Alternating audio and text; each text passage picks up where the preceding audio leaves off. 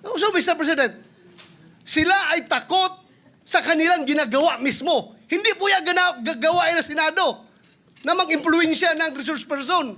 Never pa nangyari yan na mayroong pumunta doon sa baba, tinakot yung nakakulong, cited in contempt na resource person. Gawain nila yan sa House of Representatives. It wasn't the House, nor the Senate, nor the PNP, nor the intelligence community making the request. It was the witness. I beg to disagree. It was Speaker Martin Romualdez who was asking me. Yes, I Mr. did not President. talk to the witness. I did not hear him say. It was only Speaker Mr. President, Martin. it was... Yes. Ibig bang sabihin po, Mr. President, nawawala ng visa yung ginawa namin? Hindi. He's Ganun po pala. He's still in legal custody. Dapat po, Therefore, igagalang po kung ano yung aming iniwan. yes, Doon tayo magsisimula. Ang iniwan ninyo, cite in contempt. Hindi and po. legal Nasa custody legal of the custody Senate. na po ng, He was ng still House. under the legal custody of ng the Senate. Mr. President, may I ask for immediate suspension? Session suspended. Senator Bato de la Rosa is seeking the floor. You are recognized. Thank you, Mr. President. The last time I know that Brice Hernandez was cited in contempt and was issued a commitment order to the USAA detention room. May I know the whereabouts of that Brice Hernandez right now, Mr. President? Well, according to the newspaper accounts that I've read, I think they had our Senate President and the Speaker of the House had an agreement to commit Brice Hernandez at the PNP Custodial Center at Camp Crame. May If I'm I correct, Mr. clarify? President. May I clarify that quite accurate answer by Senator Estrada for the information of Senator De La Rosa and the public. Yesterday, after the hearing, during the hearings that they were conducting in the House, Speaker Martin Romualdez called me and said that their committee was allowing Mr. Hernandez to remain in the House and in the House of Representatives, and that he was requesting that he not be returned back to the Senate because of some fear for his life. That is according to him. So what I did was I asked the Speaker what he plans, because we cannot allow that. I said he is under our custody and therefore he is in contempt in the Senate. Pag iniwan namin sa inyo, sabi ko, ibig sabihin niyan para namin pinawalan. Correct, Kaya Mr. hindi President. ako pumayag. Correct. So Correct. what I did was I asked the Sergeant at Arms to bring Mr. Hernandez to the PNP Custodial Center, and that is where he is now. He's still under the care of the OSAA. Mr. President, is there a possibility that we can commit him back here in the Senate? Of course, during he's still under custody of the Senate, and therefore No, let him be jailed here, Mr. President. indirects. We had to give in to the request of the Speaker that he be not returned here as. Yeah, but Mr. President, I think as we speak, the jurisdiction of the person of Brice Hernandez belongs to the Senate. Yes, and that's why we can call him here anytime we need him. Thank you, Mr. President. Yeah. Senator Alan Cayetano is recognized. Mr. President, on The that minority point, leader is recognized. may I know, Sir President, will that be the new rule? Because under the present rule, kung sino may jurisdiction, siya'y magde-decide. So for example, siya'y incarcerated under RTC. So magpapaalam tayo sa RTC kung pwede nating hiramin. So nagpaalam sila sa atin kung pwede natin nila hiramin yung witness. Kasi insulto po sa atin yung sabihin may mangyayari sa kanya dito. Unang-una po, 24 tayo na lahat independent. Sinabi na rin po ng Senate President na ginagalang natin na independent ang Senate. Never naman po nagkaroon ng problema dito. ZTE, Pangulo pa. I remember dito, munti kaming maghablutan, if Senator Lacson remembers, with former Congressman Andaya, with our other witnesses, with Secretary Neri. Di ba, parang may PSG pa atang pumasok, whatever, no? But we were able to handle it well and come to a conclusion. My point, Mr. President, is this. What if the reverse happens now? What if we borrow a witness from the House? Is that the new rule now? Na PNP custodial na? Or makikiusap tayo pabalik sa House? Because I don't think we should change rules without doing it either in caucus as a group. But I see the wisdom, Mr. President, of your immediate action. I'm not questioning your immediate action, Mr. President. I'm just asking, moving forward, shouldn't we keep the old rule na kung sino may custody, yun ang mag-keep nung custody niya, Mr. President? Yes, and that is the decision that the presiding officer made last night. Indeed, you are right. He is in our custody. Now, what we did yesterday was what we call parliamentary courtesy in accepting the proposal that he be not returned here, but still under the care of the Senate. Now, in the issue of, let's say, keeping it here, or the previous tradition that the Senate may cite in contempt anyone and keep him here. We have also placed a witness to Muntinlupa, if you will recall. Yes. We also even sent somebody to the Pasay City Jail. So I don't see any reason why we cannot commit this particular fellow to the PNP Custodial Center. But then again, I will leave it to the decision of the body. That was my decision last night. But if there is something that is a new decision that you would want, I will throw it to the body. Mr. President, I respect your decision, and I will tell you if I don't. I have always been honest and told you what I thought. No? And I do agree that certain decisions have to be made right away by the Senate President at that point. And you do not want a constitutional crisis or ayaw natin mag-agawan ng witness sa gitna ng and perception is important. Kung nakipag-agawan po kayo o tayo kagabi, it would appear na baka may katotohanan yung sinabi about senators kaya pinipilit natin dito. The problem is, meron din kasing perception tuloy that by not having him back here, baka nga totoong ini-impluwensya natin. But from my point of view, from my limited point of view at this point in time, when he was here, no one was talking to him from the Senate panel. But according to Senator Marcoleta, he got information that the witness was being asked to single out senators there. So only God knows if Senator Jinggoy is the good one or the better one. Only God knows the totality of accusations against Brother Joel. But what do I know? I know na si Brother Joel, 2016 pa lang, 2017, when I left the Senate to go to the DFA, speech na ng speech to tungkol sa flood control eh. Even President Duterte had a speech na ang problema ko, DPWH. And never tinago ni ni President Duterte. Nandun yun po, nasa Facebook, nasa TikTok na sinasabi niya, baka may ghost project pa. 2022, to be fair to our new chairman of the committee on the Blue Ribbon Committee and the Senate President, you weren't here at that time, but I'm sure you monitored it.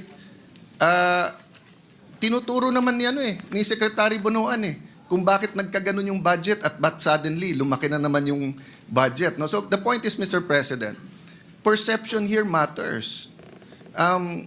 Tomorrow ba or the next day, we will announce, I think Malacanang has already said they will announce a independent commission.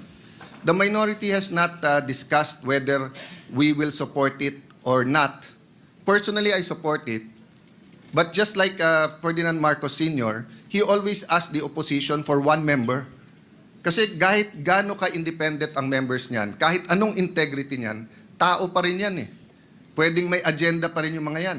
So we will discuss in the minority. For example, kung maglalagay sila doon, do they commit? Hindi sila tatakbo for national office in 2028. Baka may integrity nga. Gagamitin naman yung commission to run in 2028. Will they sign also that wala silang conflict of interest? Because some of the credible people now being interviewed are part of conglomerates and are working for oligarchs that also have their interests, maybe not in infrastructure, but on other things. So ang point ko, Mr. President, na-disrupt yung sistema ng corruption, which is good. Pero ang ginagawa pabalik ng mga corrupt, dinidisrupt din tayo eh. Dinidisrupt din yung mga nag-imbestiga. That's why yesterday, I'm happy we have a consensus, the majority and minority, that we should continue our hearings. Iba yung sa House. I mean, wala tayong pakialam doon. If we agree with it or not, nasa sa kanila yon. Kung nag-iimbento sila o totoo sinasabi nila, yan ang sistema eh. Democracy is messy. Tayo po dito, respetuhin din nila. Kung may problema sa miyembro natin, 24 naman po tayo. We call out each other and we find a way to still have coffee or merienda together in the lounge. Sometimes not for 1 week because we're upset at each other. But that's the system, Mr. President. So again, Mr. President, I support, I acknowledge your right and the wisdom of deciding that last night. But personally, I don't know my companions in the minority. Personally, labanan ngayon ng perception. Tutuloy ba yung mga hearings? Sino ba ipapatawag? Kakampihan ba natin mga senador? Porque kapwa senador yon. Pwede ba magsalita yung iba? Kasi dati siyang DPWH. Kasi dati siyang speaker. Dati siyang, all of this will be there, Mr. President. No? If only we could have the speeches of Senator Lacson in, like yesterday, in such an orderly manner. But hindi po ganun pagka, pag nandyan na yung mga witnesses Ang katotohanan po nun, kung 10 yung witness, unless we have 1 witness at a time, pero kung 10 ang witness, 10 ang senador, you cannot stop any senator kung sino tatanungin niya doon, Mr. President, di ba? So yun po ang problema lang, that since this involves high-ranking people and the PNP is not under the Senate, it creates another perception who controls who. But thank you for informing us that USAA is there and they're looking at that. No? But Mr. President, sa akin lang po, kung babaguhin yung rule, so I acknowledge you're not changing the rule. You made a decision and is throwing it back. But kung babaguhin yung rule, I think we have to discuss it thoroughly. Because nga, masyadong mabigat yung accusation nung DE ba? Assistant DE na takot siya dito or whatever. Kasi Mr. President, ang dami na natin naging witness dito kung sino-sino inaccuse kapwa senador never naman. I think when I was Blue Ribbon Chair, I just remember si June Losada natulog pa sa couch sa opisina ko. Sa baba, I think I only visited 1 witness once. Otherwise, hindi. So, anyway, Mr. President, thank you for your patience in hearing us out. But may I defer to the chairperson now of the committee. Yes, before Senator Ping Lacson is recognized. Thank you, before Mr. President. With all due respect to the distinguished minority leader, there's what we call legal custody and physical custody. Lawyers know this, Mr. President. As long as the Senate retains the legal custody over the person of Brice Hernandez, the physical custody is of no moment, Mr. President. Whenever we need him, we'll just direct the PNP Custodial Center to deliver him here. And if the House of Representatives will be needing him, they will have to ask our permission. They cannot go direct to the PNP and tell them to bring the person of Brice Hernandez to the House of Representatives. And this is not a new rule, Mr. President. We have committed Alvin Balag to the Pasay City Jail. We have committed persons cited in contempt by the Senate in other detention centers. We're not changing the rules, Mr. President. So that's my manifestation, Mr. President. Yeah. Minority Leader, go ahead. Tama po si Senator Lacson na may legal at physical custody. Pero it's always the committee and the Senate who decides the physical custody. So in the case na sinabi yung Pasay City Jail, it was the decision of Senator Dick Gordon and the committee na doon ilagay. In fact, ayaw nila Yung mga kinulong doon, gusto nga dito. In this case, it is the witness, Assistant DE, saying, wag niyo akong dalhin doon, tapos siya yung nasunod. So the issue here is not only the physical and the legal custody. The issue also is the integrity of the Senate, the perception that if we don't have him here, de lahat na lang ng witnesses sasabihin, wag tayo doon. Paano kung wala rin silang tiwala sa PNP? Wag sa PNP, lilipat natin sa NBI. The peculiarity of this case is that it wasn't the House, nor the Senate, nor the PNP, nor the intelligence community making the request. It was the witness. I beg to disagree.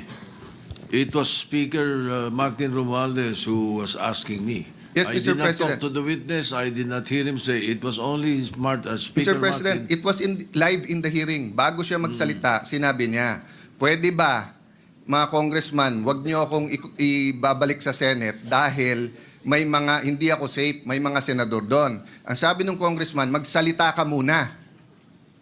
Meaning condition pa nila, magsalita ka, saka na. That's why I think, in fairness to the speaker, no, I don't think this is his personal I don't think he was wishes. also present. Yeah, in much the same way as I did not hear that. Let me clarify particular- that, Mr. President. I Yes. don't think it's his personal request. I think he was conveying it as speaker to this chamber in the same manner na pag may request kami sa House, either the majority leader or the Senate President will request it. But hindi naman po alam ng tao na ang request ay formal eh. And again, hindi ko na question yung kagabi. But all over the news and live, yun po ang lumalabas. Yung witness ang nagdidikta na wag niyo ako ibalik sa Senate. Ano ba experience niya dito? Ano ba ang ginawa natin sa kanya? Di ba? Wag siyang ibalik sa Senate for detention. Pero Yes.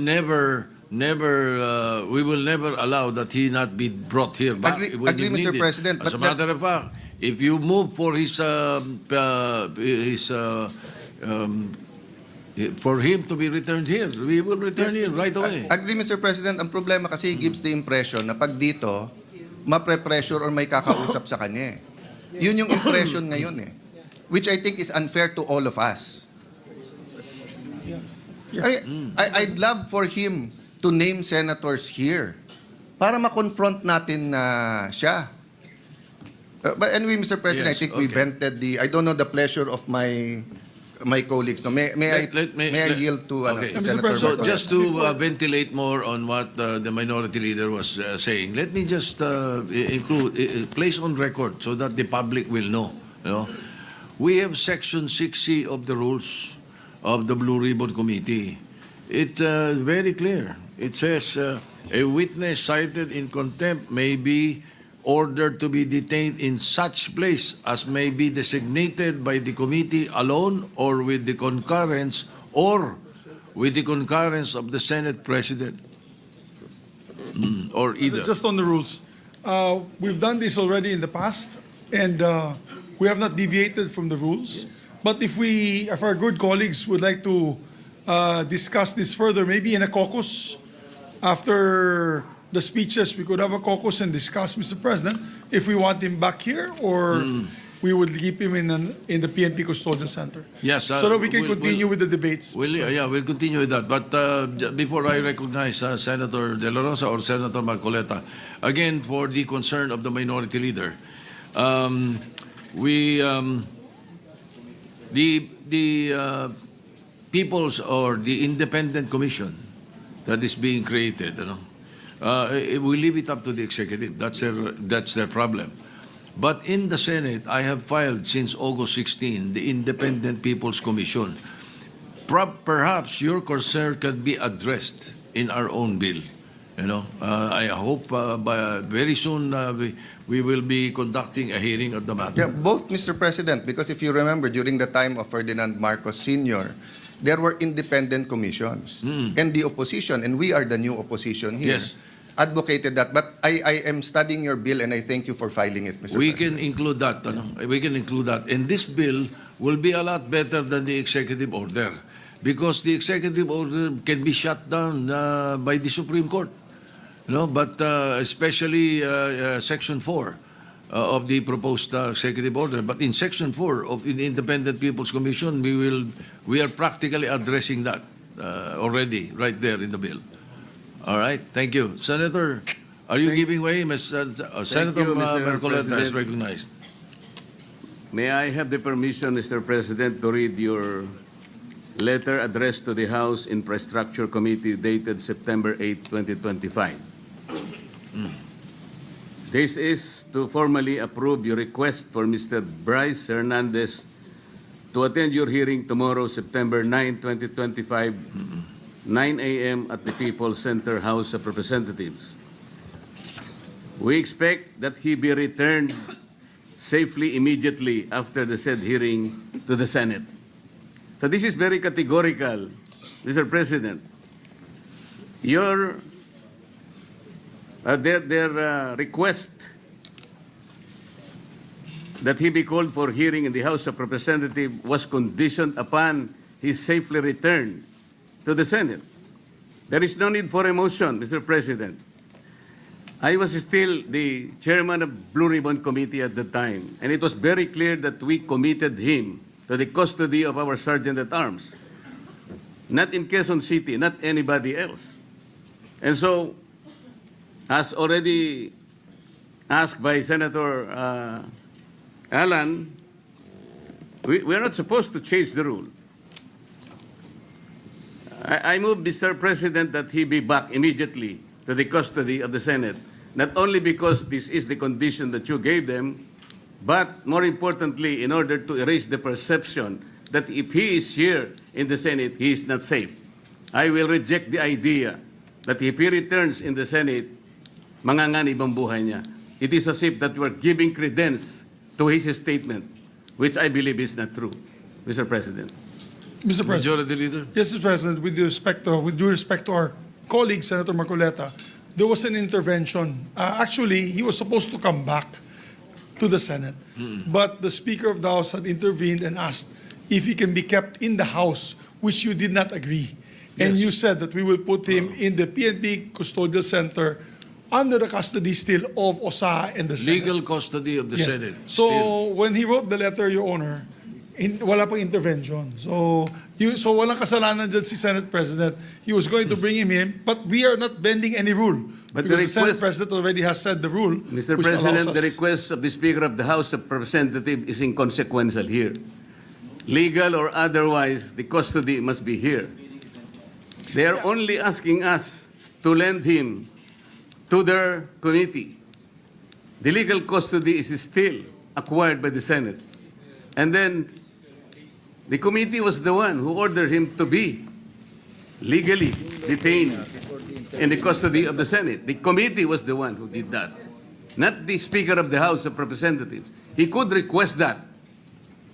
But we are sorry to deny that Maybe, because Mr. the President, legal Mr. custody, President, yeah. legal or physical, is still with the Senate. Mr. President, I Yes. think the points raised by Senator Marcoleta are valid. I think at that time, the witness had no fear of his life, but now he has fear of his life. We will guarantee that he's safe, even if he's in the Senate. No, that's why we're guaranteeing his safety if he's here in the Senate. But let's also be transparent, Your Honor, because I think the question there is kung meron bang mag-iimpluwensya pa sa kanya. That Diba? was the point of the Later on. minority leader. Correct. There might be a perception that if he is here, he might be influenced by someone. That is also Correct, Mr. President. the minority leader made mention of that. And that's why I believe the Senate President made that decision to keep him in a neutral area, which is the PNP Custodial Center. But then again, Mr. President, we're a deliberative body. If the body would wish him back here to the Senate, then we can discuss it further. Mr. President, just a quick intervention. Go ahead, Senator Lacson. I would like to echo the earlier manifestation of the Majority Leader. Yung letter po ng ating Senate President was valid before the intervening event occurred. So we cannot invoke the letter of the Senate President kasi wala pa yung intervening event na mayroong request from the Speaker of the House. And the Senate President, using his own wisdom, granted the request, but we have not given the legal custody of Brice Hernandez to the House. We still maintain or retain the legal custody over his person. And as I mentioned earlier, kung kailangan siya ng House, they will have to seek permission from the Senate President. Again, yes, they are not in Thank you, custody. Mr. President. Yes, Mr. Senator De La Rosa, President. yes, go ahead. Thank you, Mr. President. Mr. President, You know, Let Senator De La Rosa speak first. Go ahead. we have a very sad experience, Mr. President. Because if the reason why the Speaker requested for Brice Hernandez to be detained not in the Senate because for fear of being influenced by anybody or any member of the Senate. Alam mo, Mr. President, Colonel Grijaldo nag-testify dito sa ating committee about the wrongdoings of the members of the Quadcom. Nagsumbong siya dito, Mr. President. And after he read his statement, sabi niya sa amin, Sir, can I be protected by the Senate? Dahil alam kong pinag-initan ako ngayon ng House. So, I share the information to the committee and even to the leadership of the Senate. But the following day, or the days after, he was required to appear before the Quadcom and he was cited in contempt. Nang siya ay na-contempt, kinulong siya doon. At nang kinulong siya doon, look what happened. Binubombard siya doon, pinupuntahan siya doon at sinasabihan na huwag yung gusto namin na mangyari, gawin mo na para makalabas ka na dito sa kulungan. Hindi nag-give in si Colonel Grijaldo. Kinulong siya hanggang natapos ang 19th Congress. So, Mr. President, sila ay takot sa kanilang ginagawa mismo. Hindi po yan gagawain ng Senado na mag-impluensya ng resource person. Never pa nangyari yan na mayroong pumunta doon sa baba, tinakot yung nakakulong, cited in contempt na resource person. Gawain nila yan sa House of Representatives. Ginawa nila kay Colonel Grijaldo. Kaya huwag tayong basta-basta bumigay sa kanila dahil we should be independent from them, Mr. President. Hindi natin sila dapat sundin kung anong kagustuhan nila. We have to stand on our own. Thank you, Mr. President. Mr. President, Yes, Senator Marcoleta. noong pong September 8, 2025, ako pa rin po ang chairman ng Blue Ribbon Committee. Ang Blue Ribbon Committee po ang nag-approve ng legal and physical custody nung ma-cite in contempt si Brice Hernandez. Nung makiusap po ang Speaker ng House of Representatives sa inyo, di po ba dapat nakonsulta naman ang chairman ng Blue Ribbon Committee? Dahil kami po, ginawa namin yon through the collective wisdom of the committee. Hindi po namin gawa-gawa yon. Kaya lang namin siya sinite in contempt sapagkat halos ipamukha na namin sa kanya ang mga datos. Ibinigay ko na sa kanya ang lahat ng ipinanalo at ipinatalo niya sa kasino. Pati yung ginagamit niyang dalawang ID na galing sa LTO, ayaw pa niyang aminin. Ganun po yung nangyari. Gusto lamang namin siyang turuan ng leksyon para sa ganun kahit papano baka maisip niya na dapat sana mapahiya na siya sa sarili niya kung meron pa siyang kahihiyan. Dapat naman sana nung siya'y mag-request ngayon sa House of Representatives, hindi po sa kanya dapat manggaling ang request kung saan siya magko-custody. Ang custody po yung natapos na. Nagsalita na po ang Blue Ribbon Committee. Bakit po hindi man lang nakonsulta ang Blue Ribbon Committee? Bakit kailangan po ang House of Representatives Speaker ang mananaig sa kanyang request? Kalabisan na po ba ang Blue Ribbon Committee noong araw na yon, Mr. President? May I be clarified on what date that transpired? Yesterday or September 8 po. Monday? Yes, Mr. President. Majority Leader. Monday was the hearing here in the Senate.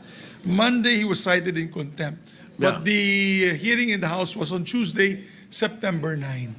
Yes, And Tuesday. nasa- So in the evening, Opo. when yesterday, no. So in the evening, when the speaker called me, Senator Marcoleta was no longer chairman of the Blue Ribbon. No more because we had already elected It was Senator already Senator Lacson. Lacson. Yes. Ibig bang sabihin po, Mr. President, nawawala ng visa yung ginawa namin? Hindi.